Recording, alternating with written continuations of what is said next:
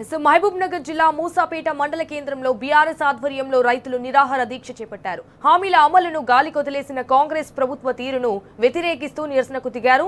రైతు దీక్షలో మాజీ ఎమ్మెల్యే ఆల వెంకటేశ్వర రెడ్డి సహా పెద్ద ఎత్తున రైతులు పాల్గొన్నారు. ఇక రేవంత్ సర్కారు 3 సార్లు రైతు భరోసా ఎగ్గొట్టిందని ఆల వెంకటేశ్వర రెడ్డి మండిపడ్డారు. కాంగ్రెస్ సర్కారు చేస్తున్న మోసాలపై ప్రజల్లో చర్చ జరగాలన్నారు. సంవత్సరాల కాలంలో ఇప్పటికి 3 సార్లు రైతు బంధు ఎగ్గొట్టిండు రేవంత్ రెడ్డి గారు.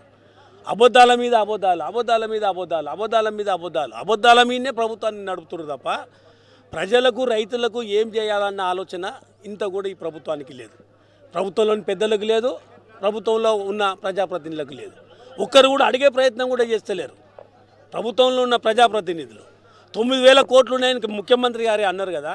మరి ఈ రైతు బంధు గ్రామాలకు పోతే రైతు బంధు అడుగుతూ ఉన్నారు. ఎందుకు రైతు బంధు వేస్తలేరు? కేసీఆర్ గారు ఉన్నప్పుడు నాటేసేటప్పుడు రైతు బంధు పడ్డది ఎట్లా? ఇవాళ కోతకు వచ్చింది, ఇవాళ కోతకు వచ్చేటప్పటికి కూడా రైతు బంధు లేదు. ఓన్లీ ఓట్లు ఉన్నప్పుడే రైతు బంధు గురించి మాట్లాడుతున్నారు తప్ప నాటేసేటప్పుడు రైతు బంధు ఇచ్చే పరిస్థితి లేదు. అందుకే ప్రభుత్వం మీద ఒత్తిడి తేవాలన్న ఆలోచనతో ఈ దీక్ష కార్యక్రమం చేపట్టినాం. ఇవాళ అందుకే బోనస్ విషయంలో కూడా స్పష్టమైన హామీ ఇవ్వాలి. కొంత పర్సెంటేజ్ రైతులకు బోనస్ వేస్తున్నారు, వేసినాం అన్నట్లు షో చేస్తూ ఉన్నారు, 100% వేయట్లేదు. ఇలా రైతు రుణమాఫీ 2 లక్షలు అందరికీ అయిందన్నారు. ఏ నియోజకవర్గాన్ని తీసుకున్నా కూడా 50% కంటే ఎవరికి రైతు రుణమాఫీ కాలేదు. స్పష్టమైన లెక్కలు ఉన్నాయి. ఇవాళ స్పష్టమైన లెక్కలున్నా కూడా ఒక అబద్ధాన్ని ఎంత గొప్పగా వాళ్ళు ఎంత గట్టిగా చెప్తారంటే నిజం అనేటట్లు మేము ఇచ్చేసినాం. మొన్న కూడా ముఖ్యమంత్రి గారు మేము ఇచ్చేసినాం రైతు బంధు, మేము ఇచ్చేసినాం రుణమాఫీ, ఎంతమందికి అయిందో మాత్రం నాకు తెలియదు అంటారు.